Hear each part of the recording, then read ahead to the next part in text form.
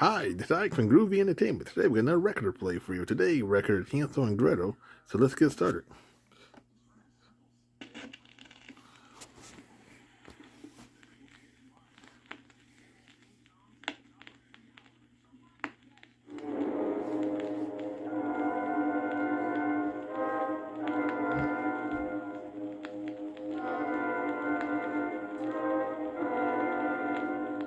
There once was a time when all the forests and woods in the world were somber, lonely places, full up with strange beings that sang mournful songs in the trees, creatures that lived in damp holes and ate toadstools and moss.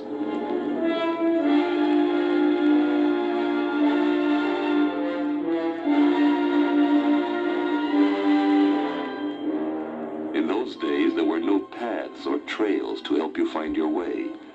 Even if it were in the middle of the afternoon and the sun was shining brightly, it was common for deep parts of the forests to be as black as the darkest night. You could walk just a little distance into a clump of brambles to pick some ferns or wild blackberries, turn around to find your way home, and suddenly not know where you were. Many people who never learned those dangers wandered off, got lost, and were never heard from again.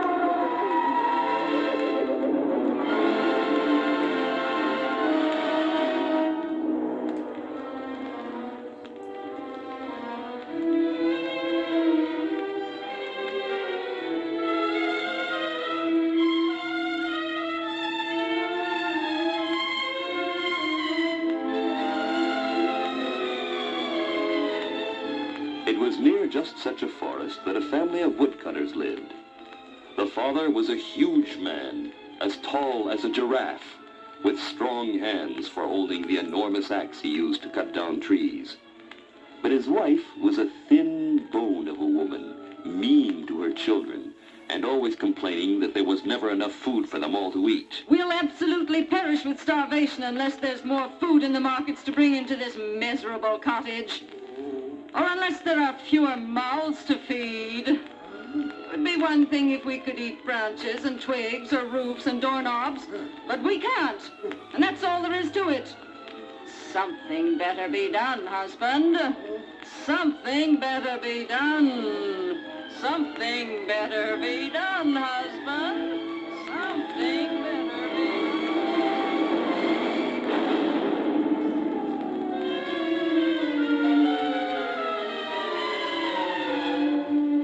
Woodcutter's wife had an orange wart right on the tip of her nose, and some of the other woodcutters who lived near the forest said she bore a peculiar resemblance to Muzzledork, the scrawny witch of the woods who lured children to her magic house and then ate them up with bat gravy and mushroom mash. Mark my words, that woman looks exactly like a witch. She's up to no good. And that's nothing to be up to. Always complaining about food. Always hungry. And have you seen her orange wart lately? It's actually growing. And think of her poor children. She feeds them like sparrows. And keeps the rest for herself. Yes.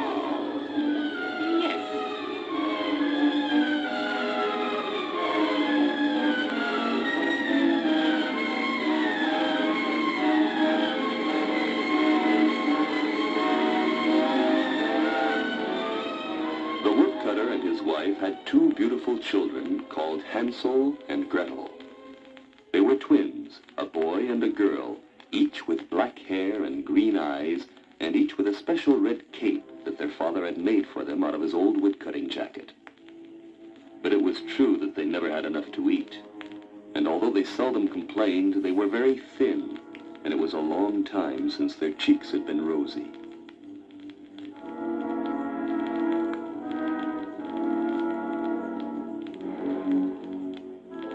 One day, when the markets had no food, the woodcutter's wife sent the children to bed early, and she explained her plan to her worried husband.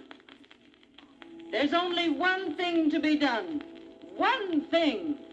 Hansel and Gretel must be sent away to take care of themselves. Otherwise we'll perish. And I mean absolutely perish. But they're hardly old enough for that. Hansel even has trouble helping me with my work. He is so thin. And Gretel barely has the strength to carry water from the well. How can you possibly expect to feed those two little brats when there's practically nothing here for ourselves? Then we'll do without food and give what there is to the children. They're growing. Who, me? Go without food? Ha! Double ha! Triple ha! Something better be done, husband. Something better be done. Upstairs in their small bedroom, the children had been unable to sleep because it was so early. And since their mother was talking so loudly, they heard every word. Gretel, do you really think they'll send us away? Where could they send us, Hansel? There's only the forest, and they'd never be that cruel. There are bad things in the forest. They sing mournful songs in the trees and live on toadstools and moss. Oh, Hansel, don't even talk about it. Gretel, you're right. Good night.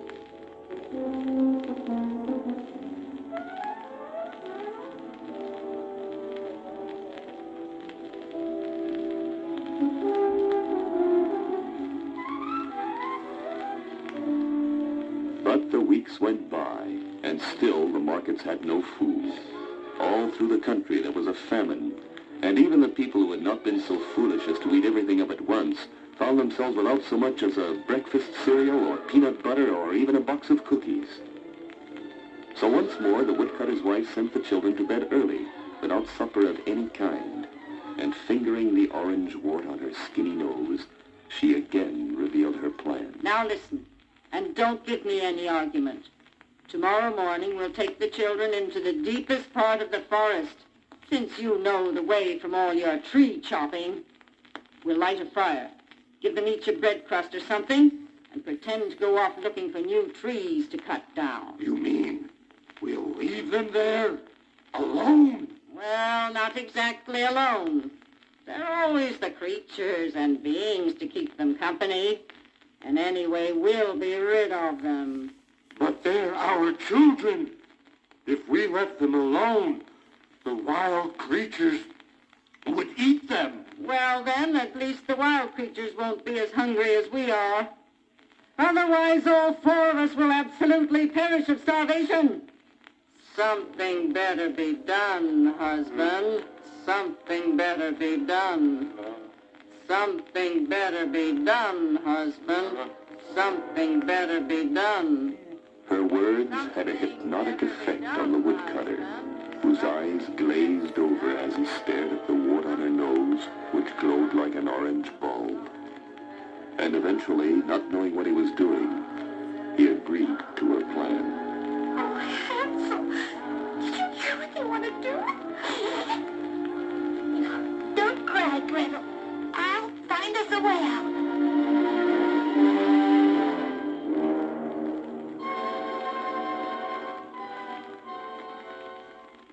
When the entire house was silent and the lamps were out and only the crickets could be heard in the night, Hansel got out of bed, put on his red cape, and climbed down the drain pipe from outside their small bedroom window. The moon was shining brightly, and the white pebbles around the house were as bright as peppermint candies. He wandered about, picking up as many pebbles as he could hold, stuffing them into all his pockets, and then he climbed back upstairs again. Hansel, oh, where have you been, Hansel? It's one thing to be scared about tomorrow together, but alone it's awful. Now I told you not to worry. Everything's gonna be fine. And tomorrow night, instead of being in some dark, scary place, we're gonna be right back here in bed. Good night.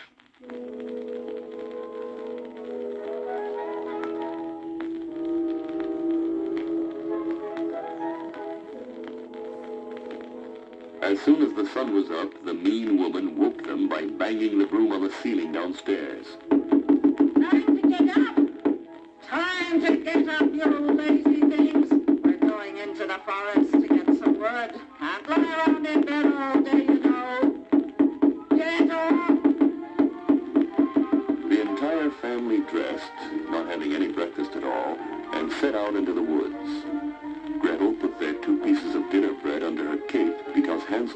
forests were full of white pebbles. Every so often, he would reach his hands out into the air and open them suddenly. What are you doing, son? Oh, you're trying to catch butterflies, Father? There's so many pretty ones flying around. Don't be such a goon, wasting your time. There's work to be done. But Hansel had not been trying to catch butterflies. He had been dropping a pebble on the ground each and every time he reached his hand out. And by the time he was told not to do it, they were already in the middle of the forest. Now pick up some kindling, children, and make a good warm fire. Your father and I are going to look for some good trees to chop up. If you get tired waiting, go right ahead and fall asleep. We'll be back to get you before dark.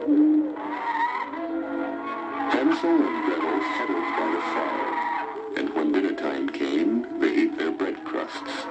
They waited and waited, such a long time that their eyes got tired, and finally they fell asleep, with their red capes covering them to keep them warm. But when they awoke, it was night time, and no one had come back for them.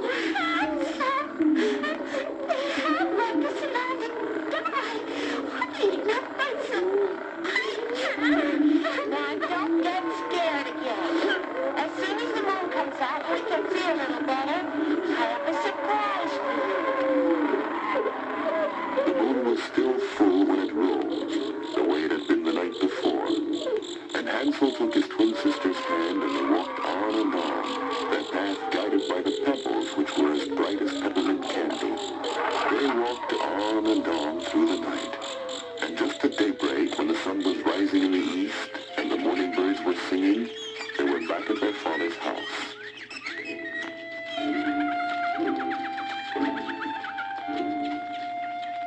They knocked at the door, and when the woman opened it, she was shocked to see them still alive. But she pretended it had all been their fault.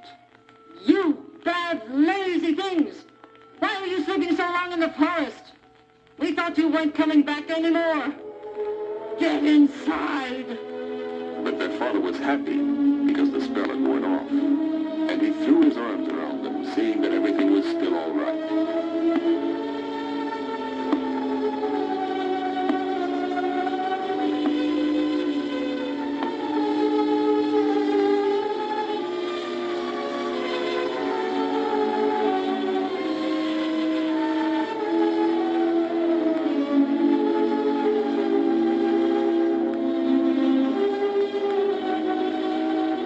Yet that very evening, the wicked woman again sent them to bed early, and she took the woodcutter aside in the kitchen. Now look, we've eaten everything there is to eat in this house except the knives and forks. The children simply cannot stay here one day longer. But listen, No listening about it. Something better be done, husband. Something better be done. Something better be done, husband. Something better be done. Oh, Hansel, Something better she's be done. hypnotizing him again. Something better be And what do we do this time? You've used up all the white pebbles. We can use the bread she gives us instead. I'll break off crumbs and drop them behind us the same way I did last time. Oh, that's a good idea.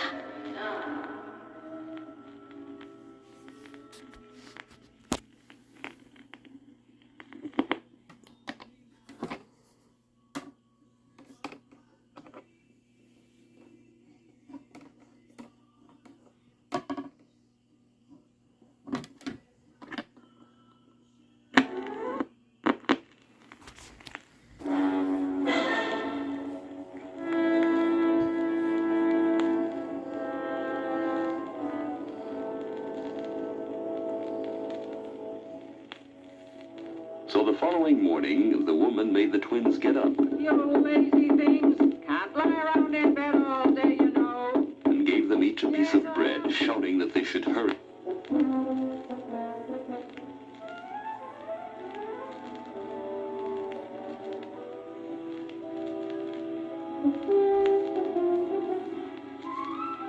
On the way through the forest, which was deeper and darker than it had ever seemed before, Hansel crumpled the crusts in his pocket and stopped every so often to throw a crumb on the ground. What are you doing, son? Oh, waving to the squirrels, Father. They look so happy today. You little goon. There are no squirrels in this forest. They'd be too afraid. But by the time she had told him, they were already at the clearing where the fire was to be built. Now go to sleep again if you want to. But don't go anywhere until we come back for you. There are beings and creatures in the woods.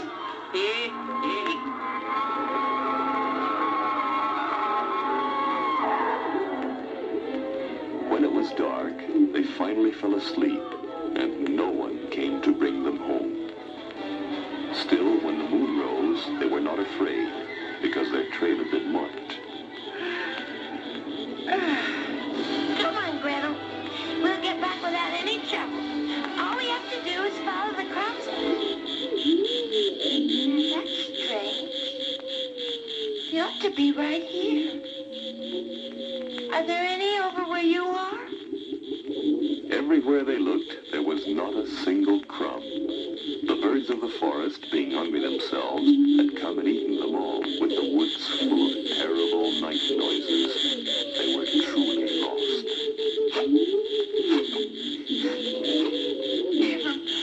Never mind. Find a way. All through that night, they wandered in circles. And the following day, they did the same, from sunrise until it was dark again. But there was no way at all. No trail, no path, no sign that was friendly. And always there came weird and peculiar noises. Sounds that chilled their hearts so that they threw their arms around each other for protection. It's getting awful spooky in here. And I'm hungry. I didn't even have those crusts last night since you used them to mark the trail. I'm pretty tired, too. Are you tired, Gretel? Oh, yes. We've been walking for so long. Couldn't we rest under that funny tree there and sleep a little bit? Yeah. They fell asleep under the curious tree that had a blue trunk.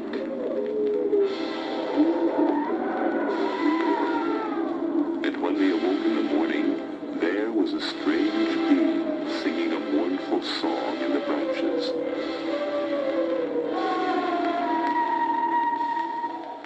They jumped up quickly and ran until they came to a clearing not 10 feet away. And there they saw something wonderful. Oh, Hansel, it's a house.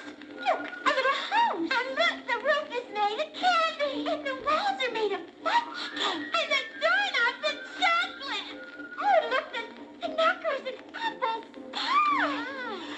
Hansel reached up and broke off a piece of the door knocker. And it was apple pie. Gretel twisted away part of the wall, and that was a fudge cake. The whole house, the chimneys, shutters, windows, drain pipes, they were all something wonderful to eat. Vanilla and strawberry sundaes, peanut clusters, pistachio eclairs, almost anything you could think of. But while they were eating, a scrawny old voice called out. Eating, eating, always eating. Who is eating up my house? And the lemon sherbet door flew open all at once. The children screamed, for there, jumping about in a pointed leather hat, was Muzzledork, the witch of the woods. She was tall and skinny, with hands like the claws of a crab, and a big orange wart on her nose. Nibble, nibble, time is over, rats. Now it's my turn. I think I'll have you in a stew with bat gravy and mushroom mash. Why, it's been years since I had a boy and girl supper. Before they could turn and run away, they were wound up with invisible rope and tossed into large wooden cages next to Muzzledork's boiling pot. She used her magic to capture them, because her eyes were almost blind from living in the deep woods so long. Now you will do the work. Go and fetch some ice cream sodas from the well outside, and some cake from the wall. We're going to fatten up your brother because I've decided to eat him first. And don't try to escape since I have a doomed beastie guarding the grounds. He usually eats toadstools and moss, but he'll also chew up little girls. Terrified, Gretel crept out to the witch's well and drew up a pail of vanilla ice cream soda, which she gave to Hansel. And sure enough, there was a doom beastie watching her the whole time, so she could not run for help. Good! Now we'll feed your brother on candy and soda until he's good and fat. And when he's as fat as I want him, I'll put him in a pie. Hurry up now, and get some chocolate doorknobs. And you, Hansel, stick your finger out through the cage so I can see how fat you are now. My eyes are not too good. Thinking cleverly, Hansel took up a piece of straw from the floor of the cage and stuck it out through the bars. Why, there's nothing to you. All skin and bone. Worse than me. It will take weeks to fatten you up. But never mind, we'll do it. My pot is boiling and waiting. Oh, you'll be tasty with a little smash and red pepper and Bermuda onion. But as the weeks went by and Gretel ran back and forth to the well and Hansel stuffed himself with good food, there was no way for old Muzzledorp to tell how fat he was. Because each time she asked to feel his finger, he held out the piece of straw instead. And each time Gretel thought of running away to try and find help, the horrible doom beastie snarled at her and showed its teeth. Finally, after a month, the witch lost patience. I don't care how skinny you are, brat. I'm hungry. And when I'm hungry, I eat. Tonight, young man, I'm having you for dinner. And tomorrow, your sister. The witch set about putting more logs under her boiling pot and got an old ladder out of her barn to lean against the side. To climb up on, of course, and dump your brother in after I've killed him off. How else would I get him in such a tall pot? Gretel realized this was her only chance to save her brother and herself, so she laughed and pointed at the ladder. Why, that's the only thing would hold you right, Hansel. It probably would fall apart with just you on it. And then you'd never get to have any little boys too with your silly black baby or whatever it is. It had better be strong enough, or you'll make me a new one. With that, Muzzledorp climbed the ladder to test it, and when she was high enough, Gretel ran forward, grabbed the bottom rungs, and took the whole thing up, dumping the witch into her own boiling pot. There was a great hissing splash, and a thick, ugly noise.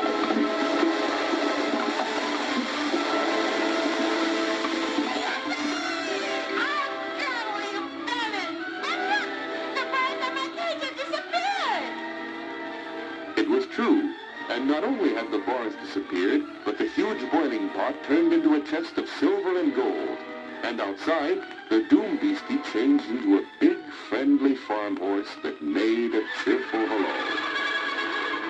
Come on, sister, quick. Let's get this going up on the horse's back and then carry him on ourselves. A good old horse always knows his way back to his master's farm. So they tied on the chest, gave the horse a lump of chocolate doorknob, and off they galloped through the forest until they came to the very village where their father's house was. All the neighbors gathered round them, gazing in awe at such wealth, and exclaiming, Look, it's the woodcutter's children. We thought they were lost, Eaten up by beings and creatures instead they are rich. and fat besides.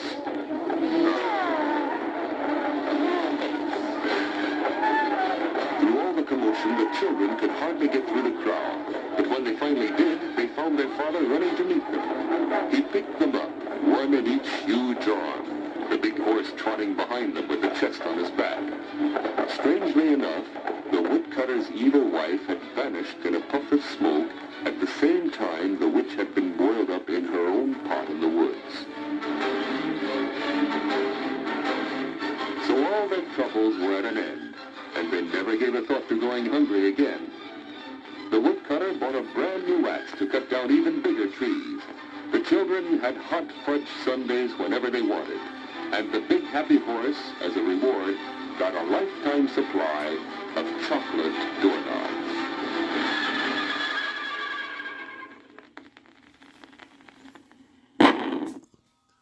So that was Hansel and Gretel. So if you like, subscribe, share, and comment, and have a groovy day with another video coming out real soon.